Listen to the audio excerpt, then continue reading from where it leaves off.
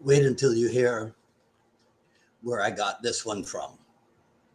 Hello, everyone. This is Dwight Woods, the Jeet Kune Rebel. Welcome to the I Love Jeet Kune broadcast number 345. This is the one about Jeet Kune as a path to human flourishing. As you're logging in, if you'd be kind enough to say where you're logging in from, hit the like button and feel free to continue doing so throughout the broadcast. If you are catching the simulcast over on the YouTube, please be sure to like, subscribe, and hit the notification bell.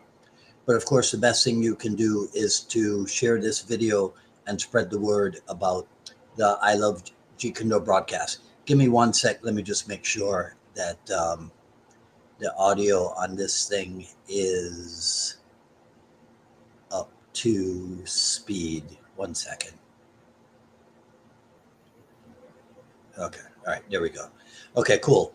All right. So, Ron Reagan and I last weekend were flying out to Tulsa. So we're on a little Boeing 717 from Atlanta, and there's two guys sitting in front of me, and they start talking like literally as soon as we sat down. Right.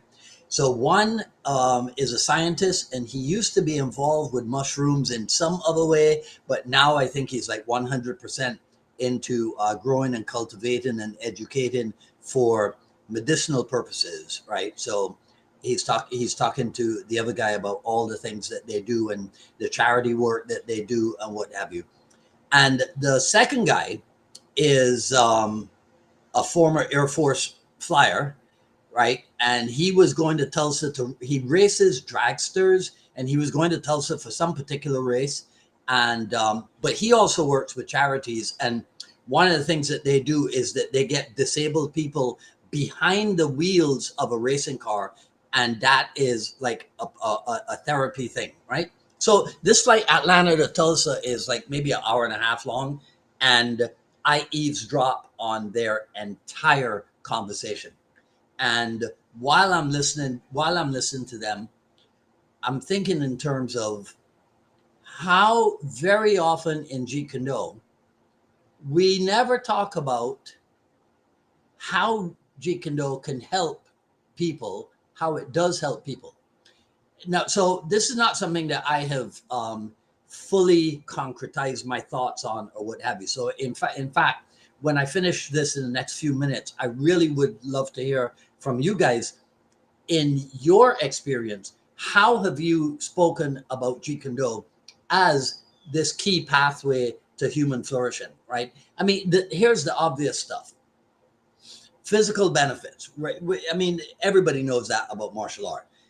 Jeet Kune's focus on simplicity and directness and efficiency. Okay, so all of this helps you to develop coordination, strength, cardiovascular health, all these things. That type of stuff is very, very obvious. Depending on your approach to Jeet Kune, it can teach adaptability, where you learn, let's call it spontaneous response to challenges, that type of thing, right? So you keep your physical body sharp, you keep your mental body in terms of reflexes, you keep everything sharp.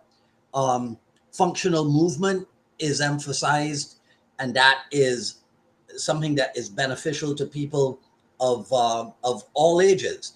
That's even something that's beneficial to people who might not be as fit as others. So by training in JKD principles and what have you, that can be of benefit. On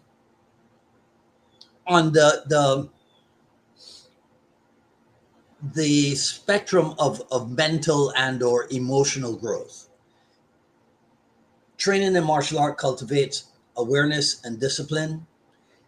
Very often, what are our Jeet Kune discussions about? The finger jab and the kick to the knee or the kick to the groin, right? When we all know that Jeet Kune is not all about fighting, right? Bruce Lee himself emphasized the importance of mental discipline. Bruce Lee, the philosopher that he was, often talked about what? How to honestly express oneself, right? So that's a thing that pushes people to be in the moment. akin somewhat to meditation, right? Things that enhance concentration, enhance mindfulness, um,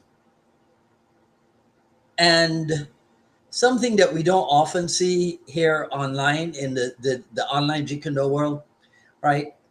Emotional control. Right? So, if it's a personal or professional challenge or you're on stress and what have you, martial art training, and I think that the thing that sets Jeet Kune Do above other martial art methods is that other martial art methods kind of have to go looking somewhere for their philosophy.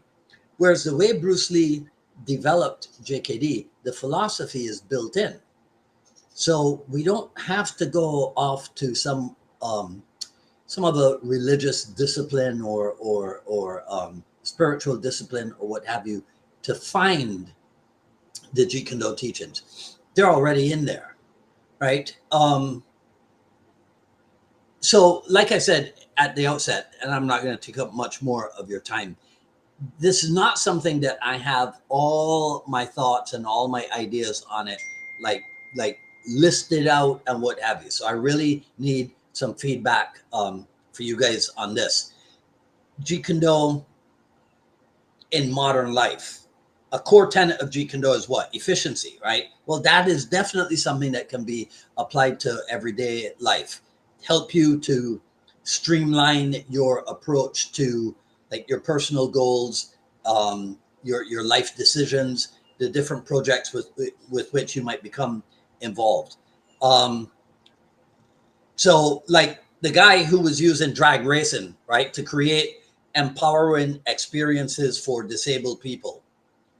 JKD can be used to bring positive change to different groups of people. And I know I'm preaching to the choir here because most of you guys are instructors, um, if not long term practitioners. So it's not just the punching and the kicking and the trapping and the grappling, it's a mindset of growth, and it's a mindset that caters towards helping people. We live in a world which can be considered increasingly more and more chaotic, right? And so the JKD mindset can cultivate um, flexible responsibility. And by that, I mean responsibility, flexibility in your ability to respond, right? Those type of things. Bruce Lee said, okay, what is it? The key to immortality to to live a life worth remembering. He also said, and I remember that this was one of the quotes that literally I must have been. I was living in Rendezvous Gardens, so I must have been maybe 15 years old or something, and it was probably in a black belt magazine or something, but it was a Bruce Lee quote that said, "Real living is living for others." And I can tell you that that literally drew me closer to Bruce Lee. And then many years later, now I'm living in, I'm working in Miami, and I get the assignment to babysit Chuck Norris.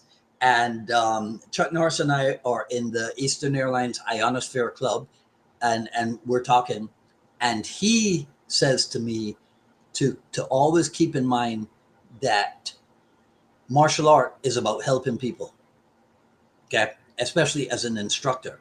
And those are two things that have resonated with me, two things that I've never forgotten. But again, I'll say it for the third time, I haven't really ever sat down and even written this stuff out, like really thought about it and come up with, it can do this. Jeet Kune Do training can do this for you and do this for you. It's all somewhere here in my mind, but I don't have, like, you will not find an article or something in my files and folders about this specifically, right? But I do want to hear from you guys what your thoughts have been on this. I would say the closest thing that I ever came to this would be the answer when I ran my school. the answer that I had cultivated for what Jeet Kune was about. And I always said that it was Bruce Lee's martial art method and martial art philosophy that promoted well-roundedness as a human being, well-roundedness physically, emotionally, mentally, and spiritually. But see, if somebody had ever said to me, well, how exactly, I would not have been able to come up with the answer. So that's going to be my personal project, to take that overall statement and then drill down and come up with some specific answers and ideas. And so for the last time, I would really love for you guys to join me on this and let me know in the comments, or private message me or email me or whatever, and let me know what your experience with this has been. And that is it for me for today. Special Thursday early evening edition, because I got to go teach Muay Thai later on. So let me know what you think in the comments. That's all I got to say about this video. If you like what you heard, please comment, rate, subscribe, hit the notification bell. Follow me on Twitter at Dwight Woods and on Instagram at Dwight D. Woods.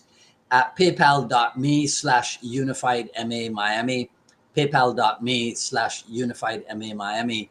The Jeet Kune Journey Volume 1 is available. paypal.me/UnifiedMA Miami. You can also support me and the show over at JKDRebel.com. Just click on the Rebel Gear link, and that's where you'll see stuff like this. The official UMAA Kali JKD t-shirt, stuff like this. The JKD Notables t-shirt, stuff like this. Different models of coffee mugs and what have you. JKDRebel.com. Just click on the Rebel Gear link. Chip Kelly asked me earlier today about Titans of JKD. So remember, you can go to the website.